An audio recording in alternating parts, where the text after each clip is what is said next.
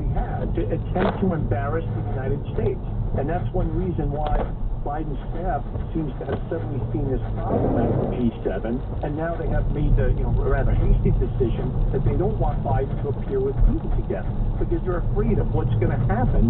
And it's not because as Biden says, we don't want to we don't want to embarrass each other. It's because they don't want to have another incident like they had at the G7. These are not the moves of a confident or cognizant president. And your take, Kyron Skinner? I agree, and this has been a very disturbing set of activities the last few days in Europe, and I'm not looking forward to the Biden-Putin meeting because of what we've already seen. But there's another point related to what you've just said about foreign leaders. Are they watching closely? They're even letting us know that they are. The Chinese representative of London has critiqued in the press the G7 meeting, issuing a public statement. They're watching very, very closely, and our allies are equally concerned. And that's what I take from this meeting. They see a weakened United States. But are they really concerned, though, Kyron, or do they like the fact that the pressure to pay their fair share for NATO is gone, that the United States is back in the Paris Climate Accords that allows India and China to be designated as developing nations, and we pay the bulk of the freight for everything? Because I think they prefer that America pay for everything, and they probably like a weak Joe. Well, I think that's a good question, but there's a mixed answer to that. It depends on the leader you're talking about. I'm sure Boris Johnson is beyond concerned. He was interrupted by the American president on the matter of the South African leader who was there.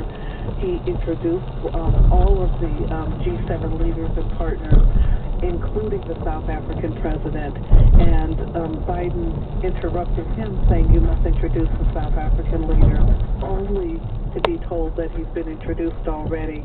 So then everybody laughed at him. They did, and these are laughable moments, and they're not showing restraint. But you're talking about a deeper policy issue. It's true, when Trump campaigned in 2016, only 4 or 5 of the then 29 members of NATO lived up to the 2% of GDP for defense, and now we have, with 30 NATO members, about 11 countries meeting that goal. Trump has a lot to do with it.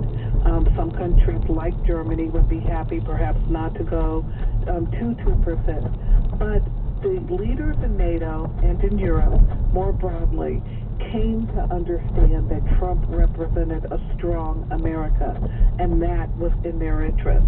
Grudgingly, they recognized it. A weakened United States isn't even good for them. It's not just that we'll pay their bills in defense so that they can focus on social policy. It is that they can't alone deal with the twin or triple problems of Russia, China, Iran, and then you add in North Korea, as you've mentioned.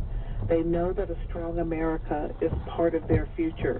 And I saw that as I engaged with NATO partners, in particular while at the State Department. There was grudging respect for what we were doing. I'm worried now. Well, I mean, this